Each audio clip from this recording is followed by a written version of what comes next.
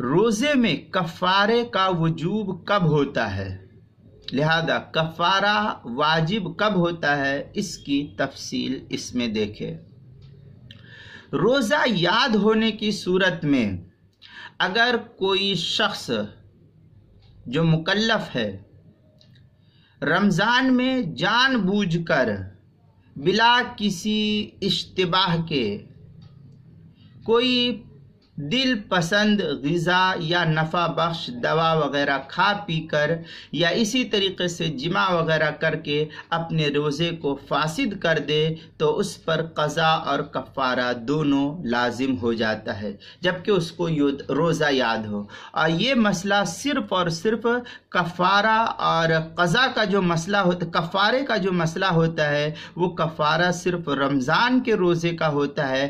اور رمضان کے علاوہ دنوں میں اگر کوئی شخص روزہ رکھا اس کو توڑ دے تو صرف قضا ہے، کفارہ نہیں ہوتا ہے۔ اس کی تفصیل یہاں نہیں ہے، وہ مسئلہ ایک الگ ہے، اس کو آئندہ کبھی انشاءاللہ بیان کریں گے۔ بہرحال صرف یہاں پر کہ رمضان کے روزے کا ہی اگر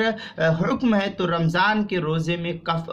کفارہ اس کے ذمے ہے، اور جان بوجھ کر اس نے روزہ کو توڑ دیا بغیر کسی شرعی عذر کے تو ایسے شخص پر جو ہے قضا اور کفارہ دونوں لازم ہوتا ہے۔ چنانچہ ہدایہ وغیرہ کے اندر اس کی تفصیل بڑی نقل کی ہے۔ چنانچہ ہدایہ کی عبارت ہے وَمَنْ جَامَعَ فِي أَحْدِ السَّبِيلَيْنِ عَامِدًا فَعَلَيْهِ الْقَضَاءُ وَالْكَفَّارَةُ وَلَوْ أَكَلَ أَوْ شَرِبَ مَا يَتَغَدَّى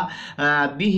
اس طریقے کی عبارت آگے تک ہے فَعَلَيْهِ الْقَضَاءُ وَالْكَفَّارَةُ وغیرہ جو ہے۔ ہدایہ کی عبارت پہلی جلد 219 صفحے پر، اور اسی کے ہم مثل عبارت تھوڑی سی جو ہے فتاوی عالمگیری فتاوی ہندیہ کے اندر ہے، پہلی جلد 205 اور 206 صفحے پر۔ البحر الرائق اس کی دوسری جلد 276 صفحہ، تاتار خانیہ اس کی تیسری جلد صفحہ 389 صفحہ، مراقی الفلاح اس کے 363 صفحے پر ان مسائل کی تفصیل نقل کی ہے۔ کتاب المسائل کی دوسری جلد صفحہ نمبر 169 صفحے پر اس کی بحث موجود ہے، دوسری جلد کے اندر وہاں دیکھ سکتے ہیں۔